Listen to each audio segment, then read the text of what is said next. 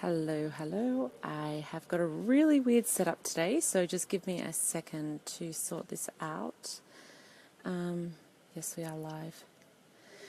So the situation is that I have come to the conclusion that I don't think it's so much my internet, it's more just my building that has the problem with the internet. So I can't even use wireless internet all that well, so I don't know what's going on. They've just done some renovations upstairs, so I don't know if that had something to do with it. And so now I'm just trying to find the... Where is it? Here it is. And I'm going to share it back into the group. I'm squatting on the ground because it's the only way I can get any sort of internet. Here we go.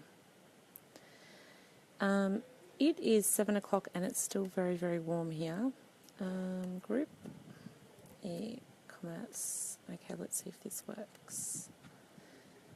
Okay, that has been shared into the group, so here we go. We can get started.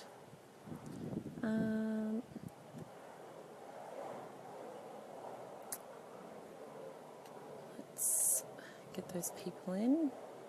Okay, so I think now... thanks, Richard. Fantastic. It's not... I don't know why it's not... Oh, yep. Okay, it's working there as well. Yes, well, this is because my reception is coming from my phone, but not inside my actual apartment. So luckily I'm actually going to be moving soon because I think it's a bit... I may never know what this is about. Got you loud and clear. Thank you. Wonderful. Okay.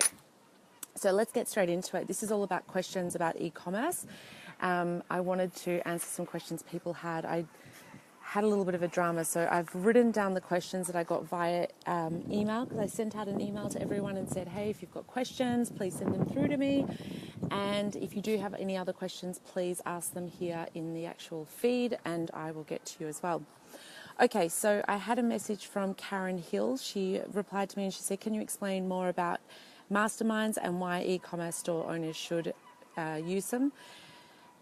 Okay, so yesterday's Facebook Live that didn't work was about me explaining what a mastermind is. A mastermind is really about getting together with like-minded people who want to build their business and grow their business. There's different types of masterminds, and I'm just trying to get a little bit of light without being completely... Oof, I don't know how to stand. Okay, that's probably better like that. It's about getting... I'm going to come around this side. It's about being with like-minded people who are... that's probably... Yeah, that's better there. It's about being with like-minded people who want to also grow their business. I was recently put in a mastermind through a community I'm in, and the problem was that people were not on the same level, and that seems to be a little bit of a problem. So you want to be with other people who are also wanting to grow their business. The other thing is that you should, especially when you're not that experienced, it's really good to have a facilitator. And a facilitator is the person who actually says, hey, guys, that's probably not the right topic, or hey, let's talk about this instead, or that's not the right way of doing the research, because giving an opinion from someone, getting an opinion from someone who doesn't know what they're talking about can probably cause more bad than good. This is why I do offer masterminds for e-commerce store owners, especially for this reason, because I like to bring people together who are on the same sort of level, but also so then I can facilitate the actual conversation and I can help them make sure that they're going down the right path. So that's really important. So masterminds are really about growing together as a group. So usually you meet once a month, once every couple of months, and you would come into the group and you would talk about, hey, this month, so everyone would have a set amount of time to talk. It's small groups, you probably have up to about 10 people, and then you have... you would say, okay, well, this is, you might have a topic for the month and say, okay, for this month, we're going to talk about email marketing, and everyone can discuss their issues that month with email marketing. Some people might have more issues than other people. Some people might be able to give better feedback. Some people might not have an issue, but they can say, hey, well, actually, this worked really well for me this month. So it's about coming together as a group and having that conversation Very, very different from being in a Facebook group and asking a question. It's a completely different world. So a Facebook group is really good just for a moment of saying, hey, what's the answer for this? But actually being in a group together and saying, meeting on a regular basis. I like to, whenever I do masterminds, I like to also have accountability sections. So then you would say for that month, hey, we need to do, each person will say for themselves, I might say, hey, I need to send out 3 emails this month. Someone else might say, oh, I want to employ a new staff member. Someone else might say, I want to find 3 new products that I want to sell, whatever that might be. And then at the end of the month, you would actually come together and say, okay, how did everyone go achieving their goals? Because there's a real power in having accountability, having that thought that during the month you're thinking, hey, I've got to actually make sure that I get that done because I've actually told people that I was going to do it. So there's a lot of great little aspects to masterminds. I think that's sort of the main things. Having that like-minded community, having the accountability is a great part of it, and having a place to ask questions. So that's really what masterminds are all about. And I can tell you listen to anyone who's making good money, you listen to anyone successful, anyone like that, you will hear that they are... Oh, it's Richard saying it's putting his text up there double. Okay. You'll hear anyone who is successful and they will say that they're in mastermind groups. I'm listening to Think and Grow Rich Again by Napoleon Hill. It's a great book if you haven't actually read it. I'm listening to it as an audio. And he actually, one of his main points, I think he's got like 8 points, something like that, that he brings up of how to actually become rich. One of his points is go into a mastermind with like-minded people. That's actually one of his things that he says. So it's really interesting. He said that, I think he wrote that back in, I can't even remember what year, I think it was the 70s or something like that from memory. Maybe it was even earlier. So it's a really good place for you to actually get information is from a mastermind. So highly recommend it. If you ever get a chance to do one, definitely get into one. And it's not something you do for a week or 2 weeks. It's something that it grows over time. The more you work with one group of people, the closer you get as a group, you open up more, you understand each other better, so then the conversations become deeper. There's so much to it. So it's a really good idea to find a group that you can work with on a long-term basis. Okay, next question comes from Bethany. Do you get overwhelmed and how do you deal with it? Do I get overwhelmed? I get overwhelmed all the time. Not as much as I used to. I remember once I did a training course and the guy, Kerwin Ray, actually said, you've got to be like a pendulum, just staying in the middle, because if you swing too far one way and too far the other, it really puts you off balance. And in business, it's a big problem. So don't get overly excited and don't get overly stressed. You've got to try to sit in the middle. So there's days where you get really overwhelmed and you think, oh my God, this is the end. I can't keep going. I can't do this. But you've just got to bring focus back and say, okay, I can do this. Take little bite-sized things. Bethany had asked, how do you deal with it? Just write a list. I started doing, it's called Life Journal, Life Planner or something. There's lots of different ones. The guys at EO Fire have one as well. There's all different entrepreneurs that are selling these now, and they're journals, and they're usually 13-week journals where you actually you set up goals in the beginning. I've spoken about this a lot of times actually since I started it. I think I'm on week 9 or 10 already. There's 13 weeks. And you set your goals at the start of the 13 weeks, and then you have a daily planner, and every day you have to follow certain rituals, and you listen to anyone like Tony Robbins, you listen to anyone who's successful, and they say daily rituals are really important. I was the entrepreneur that used to just always wake up in the morning and just get into it and just, okay, well, just turn on my laptop and whatever was there in front of me at that moment, I would start. So then I'd get halfway through the day and say, oh my God, I actually really had to send these 3 emails and I never got round to it. Getting overwhelmed like that is really, really easy. So I find using this planner, as soon as I finish the 13 weeks, I'm definitely starting again. I'm doing another one. I will continue doing this forever now. From now on, I'll always do my 13-week planners.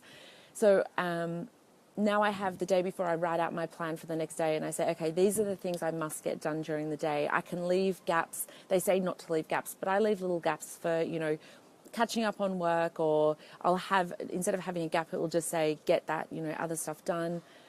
I'm just reading. Scott is saying, I just started listening to you. Is there a guideline as to starting marketing a new business or revamping one, building a structure and growing? Okay, I'll get to that question in a second. So really, a 13-week planner is what I find amazing. I've got friends of mine that I was the queen of sticky notes. I used to just write everything on sticky notes and I'd have piles of them, but it never had any sort of structure to it. So I find this 13-week planner fantastic. Another one of my girlfriends, she just writes down every day. She puts a list of what she needs to do, but then she also keeps a list of all the things she actually got done. Whereas my planner, I just tick it off. So I can look at the end of the day and say, yes, I got all of that done. And then whatever I didn't finish, I just put on to the next day if it's still important or if I've, given up on it, whatever it is. So, yeah, that's how I work. And I find that is how it stops my overwhelm. It's how I get through my days and I have a lot more structure in my day. So having the structure stops that overwhelm. So Scott said, I started listening to you. Is there a guideline as to starting marketing a new business or revamping one, building a structure and a sound foundation to grow and build it? Yeah, okay, Scott, that is a huge question. I actually do talk about this in my program. It depends what sort of business you're building. It's a really good idea to have a plan first. So I actually put together with clients of mine an actual plan where we say, okay, I've got a one-page marketing document. I'm happy to share it with you. If you just remind me after this, I can send you a link. It's not a pretty document. I share this with my coaching clients. It's a Google form. And in that Google form, I literally go through and ask you some really, yeah, sure, I'll do that for you. And I ask you just the really, really basic questions. So it would be, what are you selling? Put down your main products, the price of them, and then you would go through and you would basically outline your marketing plan. So you'd put down what your email funnel is, but then there's a lot of things behind that. So as a coaching, when I coach people, I actually go through each point, but I'm happy to give you this framework. And where that actually came from was many, many years ago. I actually remember I sat down for one of my businesses. It was an e-commerce store, and I put together a full marketing plan and a full business plan. The business plan was probably something like 60 pages and the marketing plan alone was about another 30 pages. And I remember I put it together and never looked at it again. And I remember at the time thinking, I studied marketing 20 years ago and it's always, it's always been bred into us, create a marketing plan. You need to have a full marketing plan. And I realized I never looked at it and it never meant anything to me and it was never going to change my business. So now I've put together, that's where this Google Doc has come from, is just all the main points that you need to know. And it's just you put in a couple of words for each section. It's not about writing a full document because the whole idea is this is a working document. You come back to it time and time and time again. You're looking at it on a weekly basis. You're getting your staff to look at it and saying, hey, look, here's our email funnel. How can we work on this? So it's just a really basic overview. And then I also have my proprietary knowledge kit, which is another great starting place for my clients. And that is about writing out the questions that people might ask you about your business. And they're the most basic questions that people ask. They're not the things that you think of. So you would ask your friends, hey, I'm starting this business. What would you like to know? Like, what are some questions that you think might be stupid? And then I've got a structure where I've got 10 sections that you fill out and you have to put in your keywords for that particular question. You have to come up with some sort of 3-point strategy for it. There's a whole lot of things in there. So those are the two places that I get people to start.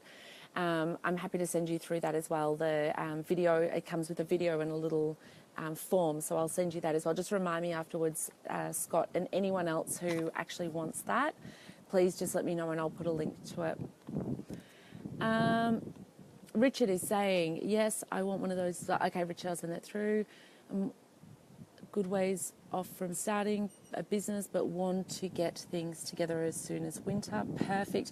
It's freaky when everyone says winter because I grew up in Australia and Australia's going into summer now. So because it's my birthday coming up in a few weeks, so I'm used to going into summer.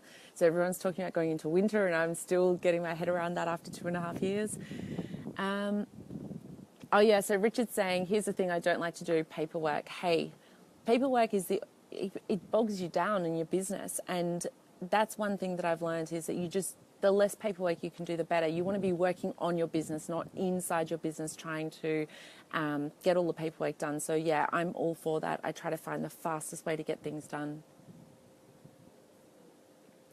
Fred saying it's buffering too much. Fred, I think it might be you. I think I might have a really good connection here, but I'm not sure if anyone else is seeing a bad connection. But then again, it could be me because I've always got a bad connection. Scott saying I'd like to set up a time to go over it. Custom t-shirts, and one is fine art. Oh, perfect. Okay, let's talk. Definitely, we can definitely talk about that, Scott. Oh, Richard, thank you. It's my birthday. It's 41 days away. I counted the other day, so it's still a little bit away, but it's just knowing that it was like in Australia, it's going into summer. Okay, so any more questions? I've got more questions here that came through earlier. Daniel had emailed me and said, what are 5 things you should do as an e-commerce store every day? Okay, Daniel, there is no 5 things that I think you need to do every day. Off the top of my head, I would say one of them, the main things would be looking after your social media, going and putting up, communicating with people. So actually getting out there and interacting with people. So checking on your Instagram. If you're in e-commerce, then definitely Instagram's probably going to be a place for you. So check your Instagram, check your Facebook, check if you've got messages. Now on Facebook, when you get a message on your page, if you don't reply, it actually has when you reply, it actually has a timer so people know how long it takes you to reply. And mine's actually sitting at, I think, something like, I don't know, 31 days or something ridiculous. So you've got to try to get to people as quickly as possible so then people don't see it that you're not responsive. What else? 5 things. So looking after your social media, interacting with people. I would also recommend that you find any media. So I always say to people, every day, at least if you do one time every day, if you find one place that you can ask them if you can do some sort of interview with them, whether it's a podcast, whether you get interviewed by them. If you can do something like that, that's great. I would also recommend in that case that you follow those people and either comment on something that they've already written or go and share something. So let's say, for instance, you are selling, Scott said t-shirts. Let's say you're selling t-shirts. You want to find a platform where you can actually talk about those t-shirts. Let's say they're surfing t-shirts. So you'd find a magazine that does articles about surfing, and you would go to them and say, hey, before you say that, you would go and you'd see who writes articles, and you'd start liking and sharing their posts on Twitter, on Facebook, on Instagram, and then you would go to them and say, hey, can I do an article? Can you interview me? I've got a new t-shirt range coming out, whatever that might be. And then you would find other platforms like that. So just find people that you can, journalists, really good bloggers on Instagram and bloggers in general, and start sharing their content and showing them that you're interacting with them as well. So not just customers, but also people that might be able to promote you. What else would I do? I would definitely, besides that, social media, I would make sure that you're emailing your list as often as possible. And the other thing I would do on probably, it doesn't have to be exactly a daily basis, but checking your Google Analytics and having a look at where traffic's coming in from. You might be surprised that traffic comes in from Facebook, but you've been working on Instagram and your Instagram's not getting you traffic. So checking on your analytics, most people don't do it. Have a look at what's actually working and what's not working. If everyone's leaving a page that has black sunglasses on it, then maybe you don't need those black sunglasses on the home page. Maybe you need them on another page. So things like that are really important to keep an eye on. Scott saying, do you recommend one or several social medias? If I used everything that's out there, I'd be online all day.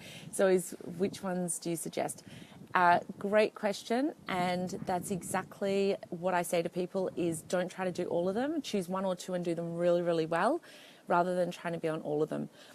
You sell t-shirts and you sell art, then for you I would probably say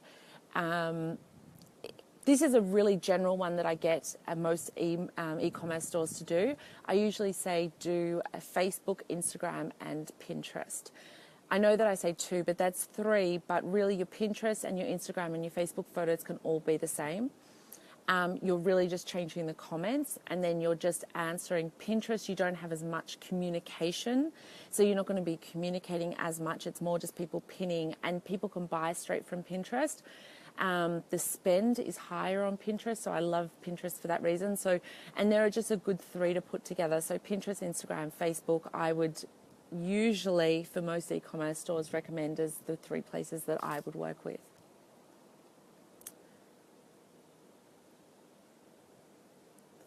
Richard's talking about location. As far as it's very expensive to try and lease a building at prime location. Look, I know I had a store in Melbourne, in the centre of Melbourne, and it was really expensive. But then comes with that is, you know, you've got the traffic coming by. So I think it's horses for courses. That's the difference now with e-commerce. There's not as much barrier to entry. People come into e-commerce and they can sell online without even, you don't even now need to even spend any money on setting up a store or buying stock. You can drop ship everything. So location, it really comes down to, if you want a location, you've got to think of, it's not just the price of the location, it's fitting out the shop, which is super expensive. It's the staff, it's the insurances. I said this on a video yesterday. I remember we had one insurance just in case someone fell over after leaving our salon and broke their leg. So then they, you know, if they sued us. So, you know, there's so much involved with having an actual real location.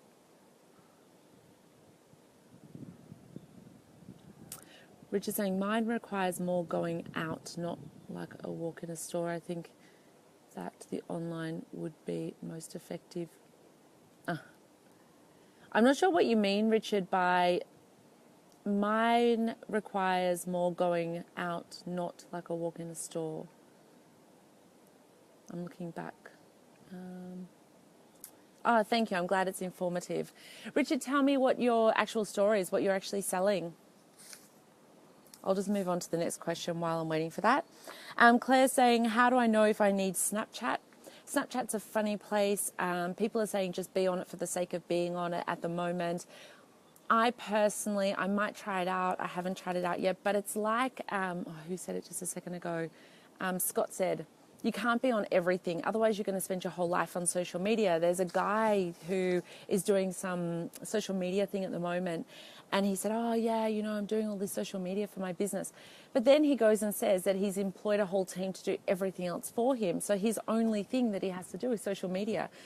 And that would be nice. But then my business is no longer what I started off being, of doing marketing. I didn't come into this to just be the social media person. I came into this for other aspects. So I don't even want to be the person that's only on social media, because that is not what I love to do the most. You know, there's so many different aspects to my business. Snapchat is actually really good with sort of, I think it's like 20 to 30-year-old people. That's the best sort of age range. So if you're selling anything, Claire said, asked about this, if you're selling anything in that sort of, to that age range, then Snapchat's a great place to be. I've heard some people say that okay, sorry, lost you for a second.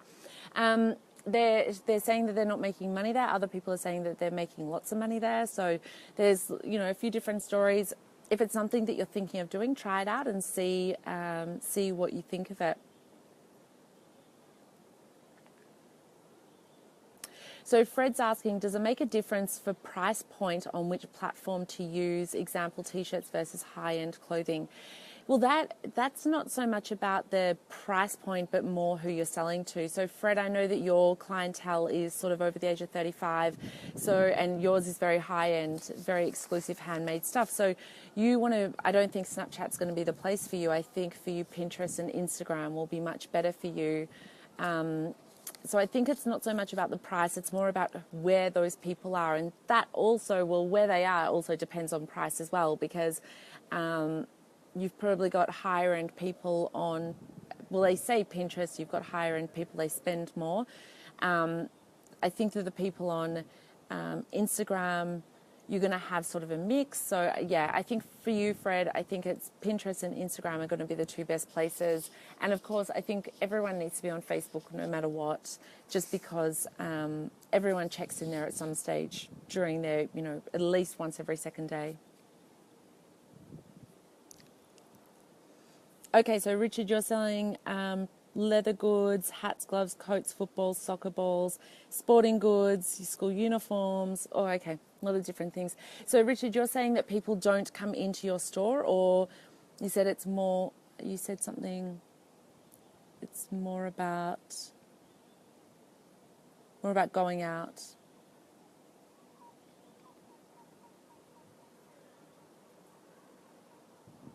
So I'm not sure, Richard, if you've actually got a store already somewhere. No, not really. No, not really what? I think I asked you about 10 questions there, and now I can't remember which one you're answering to. That's a little bit of the problem with the chat, because it's just, it's probably delayed as well. I'll keep moving along if Richard can answer. I guess I just wanted to know. Okay. So you more need sales reps. You can have more of a warehouse style business and then have sales reps that go out to the actual locations to find the people to sell to. No store yet. Yeah. Look, you're probably, I don't know where you're located, but you might be better off doing an actual online store, so then your sales reps can actually go into the actual location and show them the actual products straight away online. Just take in an iPad and say, here we go, these are all the products that we sell. I can bring in samples, or you can come into, maybe you've got a warehouse, come into the warehouse and see the items. Those sort of businesses, you can really, when I used to have my shoe label in Australia, when I had large size lady shoes, so I had a warehouse, and I couldn't really open up all over Australia because my shoes, it was just a very limited range, and I wasn't opening a whole shop for 30 different styles. So I had my warehouse, and then what I did was that I got different locations to stock different parts of my range, and then I sold online. But I said to people online, if you want to go and try on the shoes as well, go into these locations. But I also online had a 100% refund policy that if you bought online and you didn't wear them outside, you got your money back as well. So that was my way around it, that I didn't have to open up a prime location. I actually had other people that were in prime locations that were actually stocking part of my range. And I didn't pay them anything. They just held the stock, and then I paid them. It was on consignment, so they just they kept their money and then just paid me for whatever they actually sold. Next question. Brad asks, what is the most important thing about Instagram? Okay, great question. Instagram is the most important thing is making sure, one thing is having the hashtags in your actual original post. I had this come up the other day with someone. She was told not to put hashtags in the original post. The thing is, you've got to imagine you're posting on Instagram, you put a post up and you put, this is a photo of me standing in Barcelona, and you don't put any hashtags, that means people are not going to see it. And what she was told was to put the hashtags in the comment section afterwards. But the problem is that means it's not getting boosted straight away where people can see it.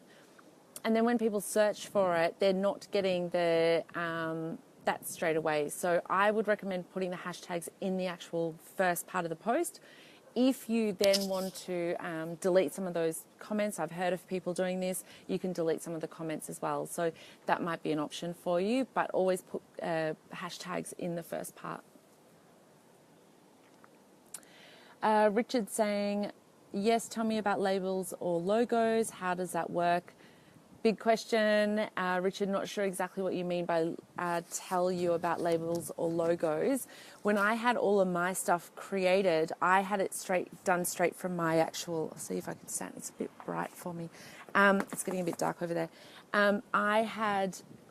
Sorry, trying to get some light. When I did my logos and my labels, I did it all through my actual manufacturer. So they actually, I sent them the logo. I had it designed by my graphic designer, sent it off to the factory that was manufacturing for me, because everything was made from scratch for my designs. And then they put everything on the boxes and on the labels and everything like that. So I didn't have to deal with any of that. It was all included in my price. It just really depends. I have heard of people that get it done outsourced and then they get it added onto the products. It really depends. I know someone who actually gets, in your case, Richard, that actually gets clothing made and then will go and send the clothes off to another location to get the labels stitched on them, which to me sounds like it's crazy, but if it saves you money, it might be the best way to go.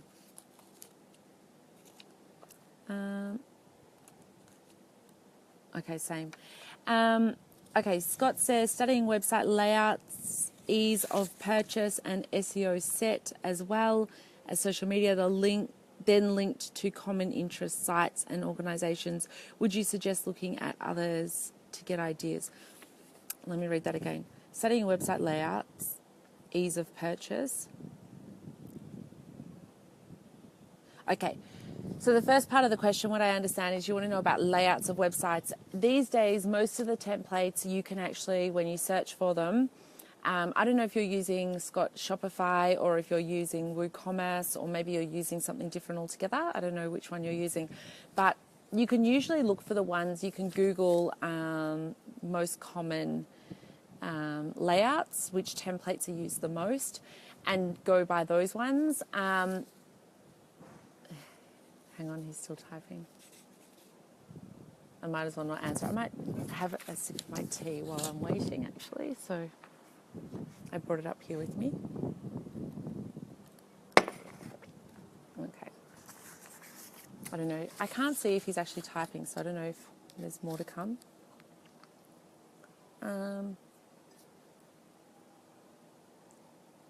Okay, so I don't know if he's going to write anymore, so I'll just answer what I was going to say. Yeah, look for the actual designs that are being used. Go and look at your competitors. Oh, you're using Squarespace. Scott, can I ask you why you're using Squarespace?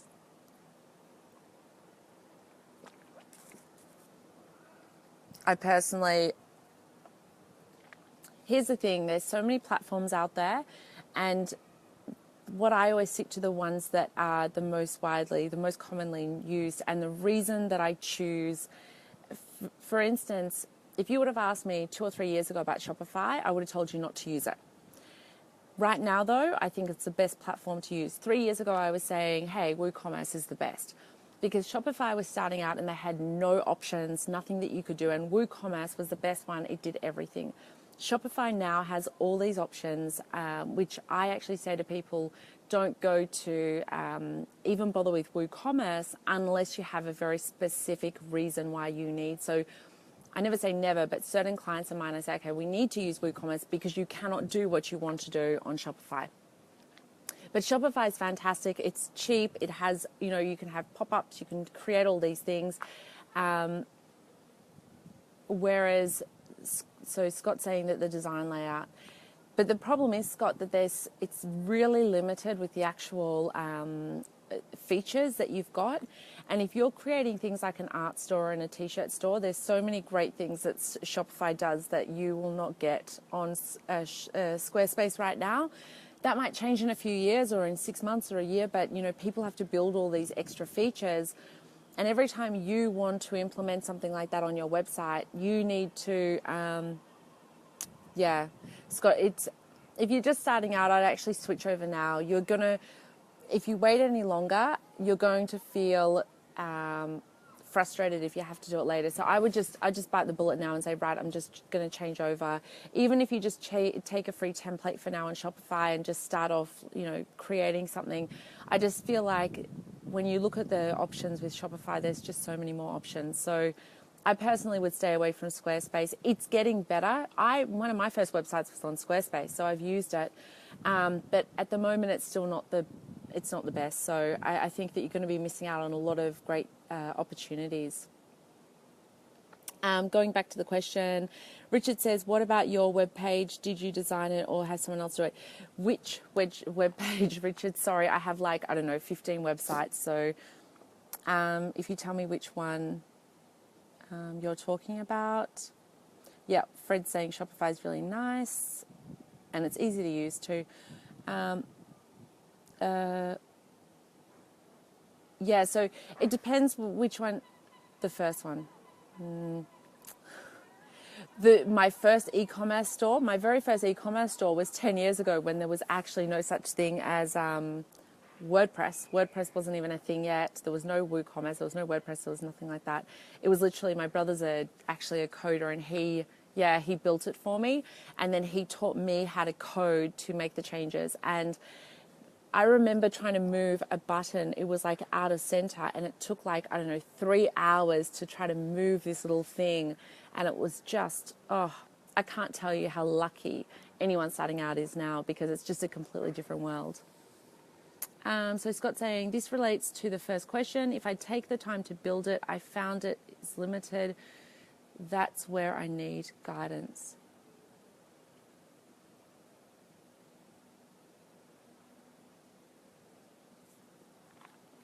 I'm not sure exactly, Scott, what you mean by that. So you took the time to build it and you found it's limited. That's right. Yeah, look, everyone has an opinion on, you know, what's best and what works. And I guess for me, I've been a business owner for, I don't know, 15 years. I've owned many different businesses. I've owned online businesses, offline businesses, but I've also worked with a lot of clients over the years. I can't even think how many clients in so many different spaces. So I take all of my advice, like all of my opinions from everything I see. But then I also hear people saying to me, I had an argument with someone recently who hasn't even started their first business, and they were trying to tell me that, you know, that they know more. And I just went, look, you know, I'm coming from a place of so much experience. So I always say, if you're going to take advice, take it from someone who's actually at the position you want to get to, not someone who thinks that they know stuff, because it's I know what it's like. I remember when I was starting out, taking advice from everyone, it gets really overwhelming and you think, oh my God, what am I doing? What's right? What's wrong? Yeah, I think at this stage, Scott, if you're still starting out and you've taken that time to build it, I think you should just go back and say, okay, maybe you've got 2 websites, maybe change one over now and then change the other one over. But I think you're going to find is that the longer you go down that path, it's just going to become more difficult later on. Especially once you add all your products, you have to SEO all your products, and then you have to transfer all that information over. It becomes a big process. And then if you integrate certain things in there, landing pages for special offers, you're going to find it, you know, a pain when you try to change over later on. Richard, yes, the first one, well, my brother built it, and then I helped, I did all the changes myself, and that was on Dreamweaver. So very long time ago that happened. I think I've got one last question, and then we're going to finish up because we've been here for quite some time. Okay, so I had Donna actually, Donna Lavers, I think Lavers, I don't know how to pronounce her last name. She asked me, she's selling female hygiene, personal hygiene products on a monthly package, like a subscription model, she said. So she wants to know if the e-commerce course that I'm running is good for her. It's perfect. I didn't even mention subscription models, but I actually love that whole area, and it's a really interesting place to be with subscription models, which is where you pay a monthly fee, like the Dollar Shave Club and things like that. I can definitely help. The e-commerce Backstage Pass program is definitely great for that. The mastermind that's included is fantastic because each month there's always going to be things that come up, and having that, you know, having me as a facilitator giving you advice and then having that group, you know, together is a really good place to be. So Donna, definitely it's going to be fantastic for you with your subscription model business. Richard said, did you take a business college course? Richard, I learnt from the School of Life. I left school, I think I was 16 when I left school, but I've studied lots of courses. So I've done marketing courses, quite a few marketing courses. I've done PR courses. I've done, I'm actually trained as a teacher, as an adult learning teacher in Australia as well. I'm actually originally a hair and makeup artist. In Australia, there's level 3 is normal, level 5 is the top, and I'm trained at level 5. So I've learnt a lot, and I've also learned how to code. I've learnt, you know, basic coding. I've learnt many different things over the years. So I'm actually a cobbler as well, which freaks people out. So when I did my shoe range, I found out that there was a course in Australia, and I went and took it. I'm one of those people, I don't really sleep. I'm always doing something. And I'm always on the go with, you know, I love learning. I love doing new things. So I'm definitely the person who learns from the School of Life and always doing stuff. Fred says, Shopify is good analytics. Yes, Fred, it definitely is. Richard said, what is the most informative? Which course? Look, it really depends which course you need to do. All of my courses taught me everything, something, you know, there's there's only been, I think, 2 courses I ever took where I walked out of there saying, oh my God, I learned absolutely nothing. I think that every single thing I've ever done, I've always learned something from. And I think that you're always going to get something out of everything. Do I clog? Richard says, do I clog? No, I used to do jazz and tap. Okay, there you go. I studied tap as a child. So I think it's like a little bit like clogging. River dance. Yeah, tap dancing. So yeah, similar. Haven't done it for a while though. Don't have much time these days. Richard, it really depends which course. It's not about... I think that there's so many courses out there that can teach you so much. It really depends on what part you need to learn, if you need to get an overall idea or if you just want to learn specific things.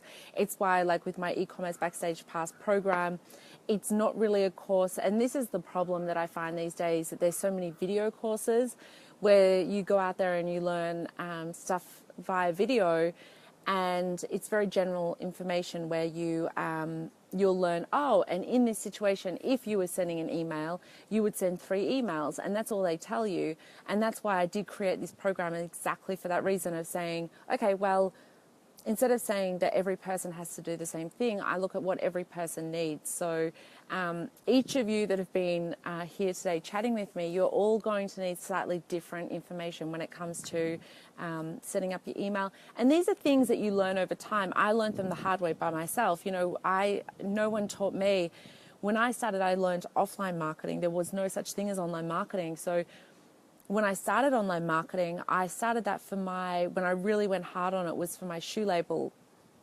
And I had to learn how to SEO. I had to learn how to get people online to see me. And when I did that, there was no courses out there teaching that. There was no one out there saying, this is how you do SEO. It was so new that everyone was teaching each other, and no one actually... It wasn't even with Google when we started doing that. I used to do SEO when it was, I can't even remember what the platform was, but MS, I don't even know. And so for me, it was a very long learning curve, and I've learned so much over the years, and things change all the time. But if you can learn fast and learn it, exactly for what you need, because you can go and do 10 courses, and all 10 courses can say to you, okay, you need 3 emails for this reason, you need to set up your website like this, you need to do this.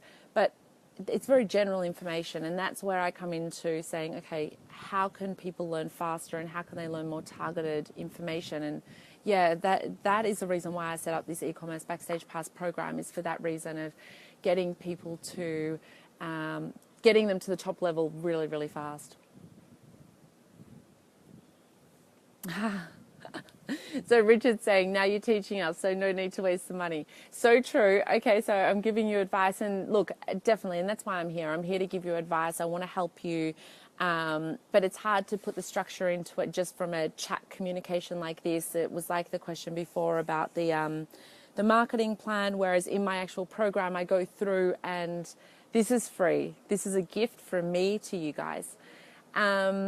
So Richard just asked, how much is this? How much do we owe you? No, this I want to give you. I want everyone to better their business. The better you become at your business, and you remember that I helped you, I want you to walk away and say, hey, I'm implementing that particular thing, and it's making my business better.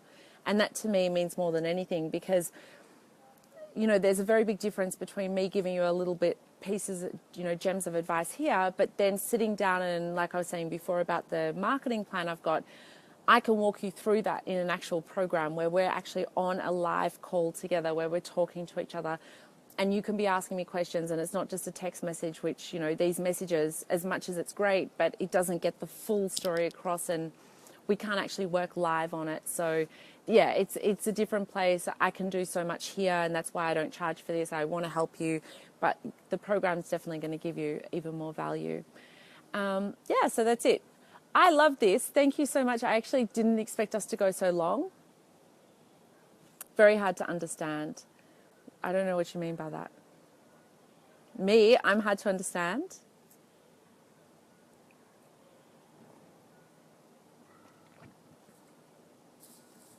Yes, exactly. Some of the questions that I've had, Richard's saying it's hard to understand in a text. Exactly, and that's really the problem, is that there's only so much that we can get across in the messages, and that's the reason why I really I love all this new let's sell a video course, but really just doing a video course doesn't have that same amount of help as actually being together and actually talking on a live call together back and forth. So definitely. Why so long, I think? I'm not sure. Again, I don't understand what you mean. Hey, this is fantastic. This was really good. I'm so glad that everyone said it was so informative. I'm so glad to help. I'm going to keep doing these every Wednesday if everyone wants to come back on next week. Of course, in the group, I'm going to be answering questions anyway, like I always do. But I think this is great. Have the questions ready next week for me. It's fun. I enjoy answering the questions live.